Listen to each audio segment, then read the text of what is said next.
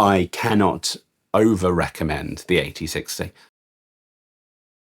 Hi there, I'm David, and after last week's bait and switch, I actually am reviewing the Sennheiser MKH 8060 this time.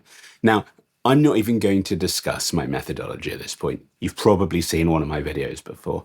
I'm just comparing the microphones with the same 20 sentences and the first paragraph of Winnie the Pooh, with the latter having processing.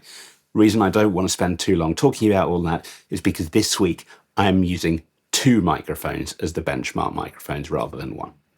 The first of those is the Sennheiser MKH 416, and I think the reason for that is probably quite obvious. In many ways, that's the microphone we're looking to beat. You know, I am a big fan of the MKH 416. I had two of them at one point, and the fact that I have none now is just a reflection of what you're going to discover watching this review. You know, I adore the microphone, I adore the sound of it. The only problem I found from using it day to day was the length. It is too big to fit in my head box. It has exceptional self-noise of 13 dBA, and you get an excellent noise floor. I get -68 in my recording environment, and it has, in what I would consider many ways, the optimal frequency response curve. Let's pull that up now.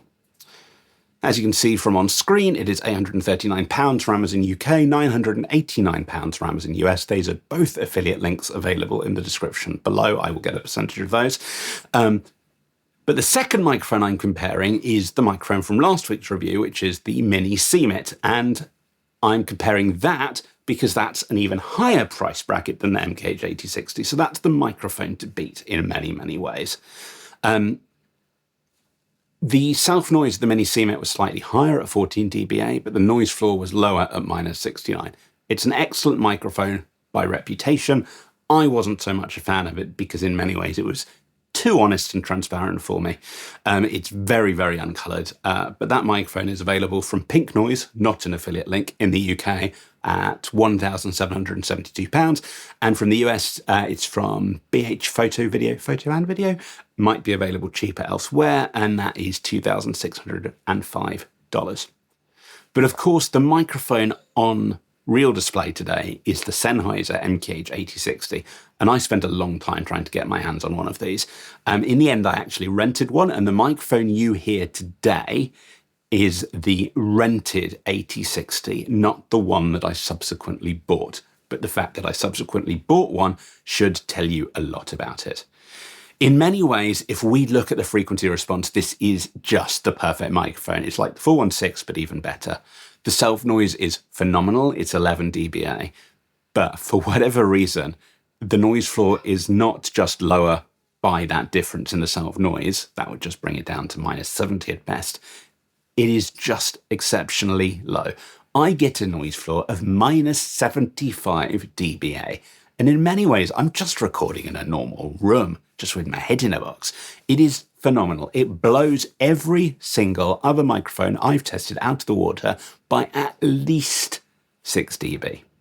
So at the time of reviewing these tests, my experience with the microphone was minimal. I had only got it for the review. However, my experience with it now is substantial. It has become my day-to-day microphone. Much as the Sanken CSM1 became my travel microphone and replaced one of my MKH 416s, I didn't even keep an MKH 416 once I had the 8060. In terms of price, it sits in the middle of the other two, especially if you consider second-hand prices of an MKH 416. It is £1,199 from the UK at Wex. That is an affiliate link. And also an affiliate link below is the American price of $1,599 from Amazon US. Now, let's go into listening to the tests. Cue dramatic music. Cue dramatic music. Cue dramatic music.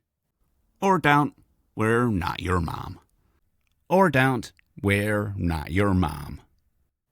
Or don't, we're not your mom. Crunchazoids. Crunchazoids. Crunchazoids. Now, imagine the perfect espresso. Now, imagine the perfect espresso. Now, imagine the perfect espresso. Precision is not an option. Precision is not an option. Precision is not an option.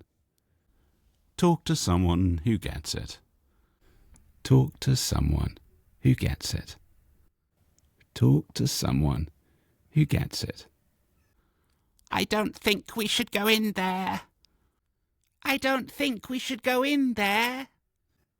I don't think we should go in there. I brought you a spoon. I brought you a spoon. I brought you a spoon. Oh, it's a lovely day to be a me. Oh, it's a lovely day to be a me. Oh, it's a lovely day to be a me. I'm the best magical dog. I'm the best magical dog. I'm the best magical dog. All are safe under my protection. All are safe under my protection. All are safe under my protection. Roll up, roll up, roll up, roll up, roll up, roll up. You just got mud on my shoes. You just got mud on my shoes. You just got mud on my shoes. I was never in the shadows. I was never in the shadows. I was never in the shadows. Client said it'd be easy. Client said it'd be easy. Client said it'd be easy. I'm going to count down from 3 and then. I'm going to count down from 3 and then. I'm going to count down from 3 and then. Kill them all. Kill them all. Kill them all. She sells seashells by the seashore. She sells seashells by the seashore. She sells seashells by the seashore. Peter Piper picked a peck of pickled peppers. Peter Piper picked a peck of pickled peppers. Peter Piper picked a peck of pickled peppers. They're right behind you. They're right behind you. They're right behind you.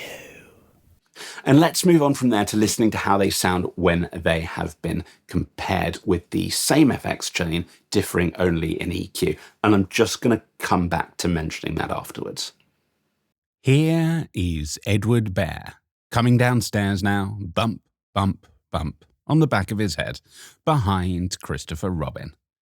It is, as far as he knows, the only way of coming downstairs, but sometimes he feels that there really is another way if only he could stop bumping for a moment and think of it.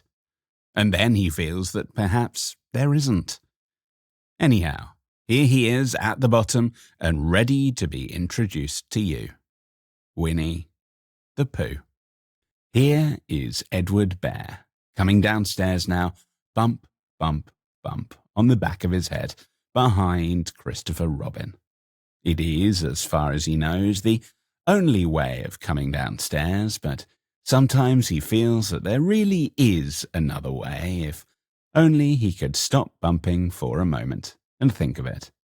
And then he feels that perhaps there isn't. Anyhow, here he is at the bottom and ready to be introduced to you. Winnie the Pooh. Here is Edward Bear, coming downstairs now, bump, bump, bump, on the back of his head, behind Christopher Robin.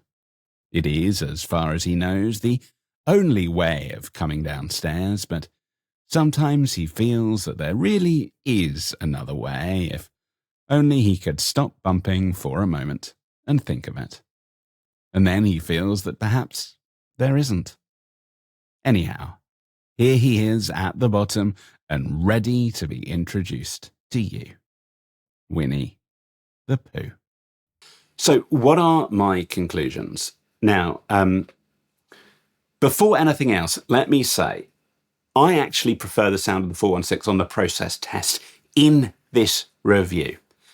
However, I am much more familiar with the EQ required for the 8060 now, and at the time I was much more familiar with the 416, and I actually now use a very different EQ curve that sounds much nicer, partially based off using the Royer track as a reference. Excellent track, by the way, if you're not familiar with it. Without a doubt, it does sound better than the 416 when processed. However, I don't think that's entirely true from the reviews. So, as I said, on to the conclusions as a whole. What do I like? I think it is exceptionally transparent, much like the CMIT.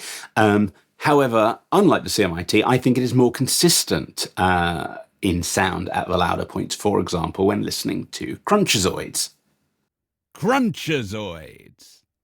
Crunchazoids. I also think, and this is very much a subjective term, it is the most pleasant of the proximity tests. Precision is not an option. Precision is not an option. Precision is not an option. I also think that while the 416 has a sound that I usually describe as being thick, and it is that thickness that what I used to call the wooden clarinet test, it is that sound that I particularly loved about it. The 8060 has that, and it's got more. And on top of that, it's also got a smoother sibilant response than the 416. I mean, it is a fantastic microphone. That said, there are some things I don't like, but they're minor. The first thing is the lack of a low-cut switch available on the microphone. Admittedly, that's true of the 416 as well. And as a result, you need to buy the MZF 8000 or the MZF 8002 separately. However, unlike with the 8050, where you will know if you've seen my review that a low cut was absolutely critical, it is certainly not required off a boom when doing voiceover work. You know, it's not necessary at all when there's no boom and no handling noise. And frankly, it's not really necessary. The other thing to comment is, given they're so much newer, it is impossible to yet say if the 8060 will last as well as the 416, and I suspect not, given the way the 416, given the way the 8060 works. If I'm going to show you the microphone here, as you can see, the XLR module at the end is held on by this very fine, very small screw, and I suspect these will not last as well as a result. The last thing I don't like, but there's a solution, is the length. This, as a shotgun microphone, is still slightly longer than I'd like. However, I managed to find a company that sells a custom version of an MZL cable. And as a result, I now have this. It's a right-angled MZL cable, which keeps the microphone substantially shorter.